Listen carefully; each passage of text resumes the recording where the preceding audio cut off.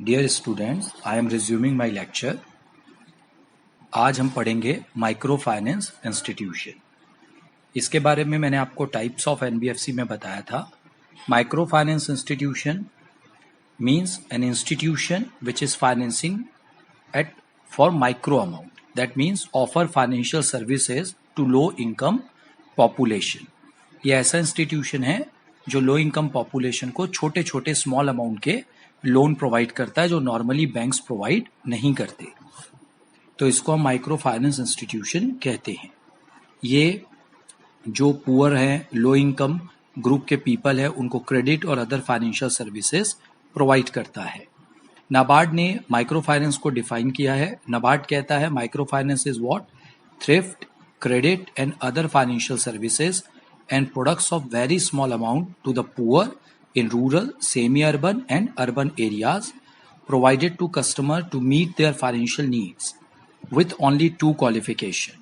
Transaction value is very small and customer are poor.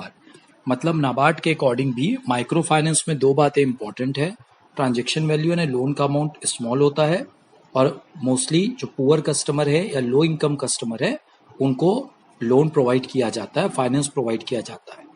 Characteristics of micro finance institution. सबसे पहला तो अभी ऊपर हमने देखा, financial services to those whose income is small and unstable. इन लोग की जिनकी इनकम स्मॉल और अनस्टेबल होती है बच्चों, उनको बहुत पैसों की जरूरत होती है अचानक, उनकी नीड छोटी लेकिन सडन होती है।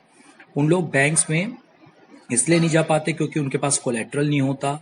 अधिकतर उनको अर्जेंट मनी की जरूरत होती है, जैसे एजुकेशन, इलनेस, फ्यूनरल्स, वेडिंग, जो इंस्टीट्यूशन फाइनेंस मिलना जिसमें थोड़ा मुश्किल होता है। और कई बार वो अपनी इनकम जनरेट करने के लिए भी लोन के लिए आते हैं, तो वहां पर माइक्रो फाइनेंस इंस्टीट्यूशन इनकी मदद करता है। सेकेंड जो है concept of self help group. Micro finance self help group develop करता है जिसमें लोग आपस में मिलकर एक दूसरे की मदद करें। एम्पावरमेंट ऑफ वुमेन की में काम करता है और पॉवर्टी को इरेडिकेट करने की कोशिश करता है। नेक्स्ट जो कैरेक्टरिस्टिक है, ग्रेटर मेन्यू ऑफ ऑप्शंस। ये स्मॉल लोन्स देता है अपने इंटरनल और एक्सटर्नल दोनों सोर्सेज से।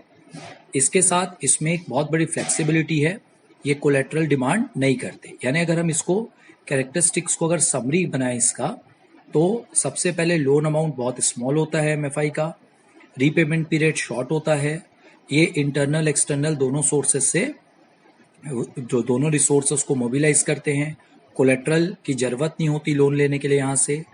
एंड यूज भी फ्लेक्सिबल है कि आप जिस पर्पस के लिए चाहे लोन मांग सकते हैं। अधिकतर ये ग्रुप को लोन देते हैं, और क्योंकि ग्रुप को लोन देते हैं इसलिए जो ट्रांजेक्शन कॉस्ट है थोड़ी कम होती है, तो इसको अच्छी तरीके से आपको ध्यान रखना है।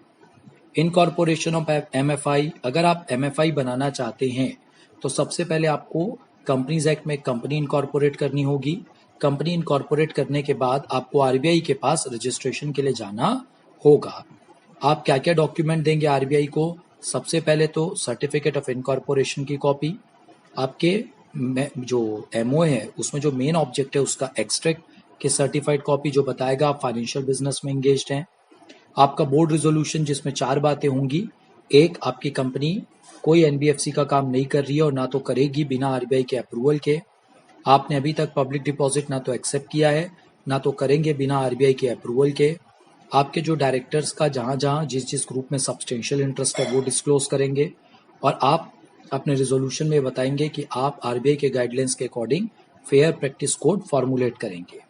इसके बाद एक आपको कॉपी देनी होगी फिक्स डिपॉजिट रिसीट और बैंकर सर्टिफिकेट कि आपने आपका जो नेट ओन फंड है उसके सपोर्ट में ये आपको देना पड़ेगा।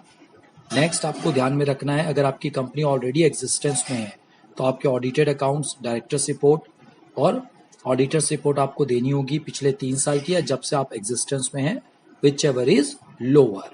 तो इसको अच्छी से ध्यान रखना है। इसके साथ एक सर्टिफिकेट देना होगा कि आपके जो डायरेक्टर्स है they are highly educated and professionally qualified.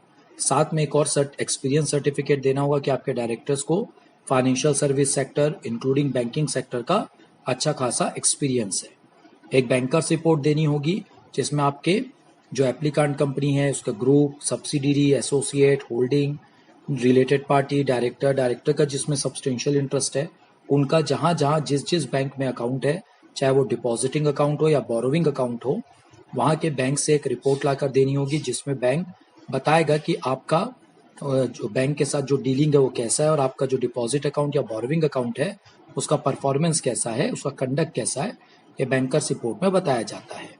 इसके साथ आपको कुछ और डॉक्यूमेंट देने होंगे। एक बोर्ड रिजोल्यूशन जिसमें आप बताएंगे कि आपकी कंपनी मेंबर बनेगी ऑल क्रेडिट इंफॉर्मेशन कंपनी की, कम से कम एक सेल्फ रेगुलेटरी ऑर्गेनाइजेशन की मेंबर बनेगी।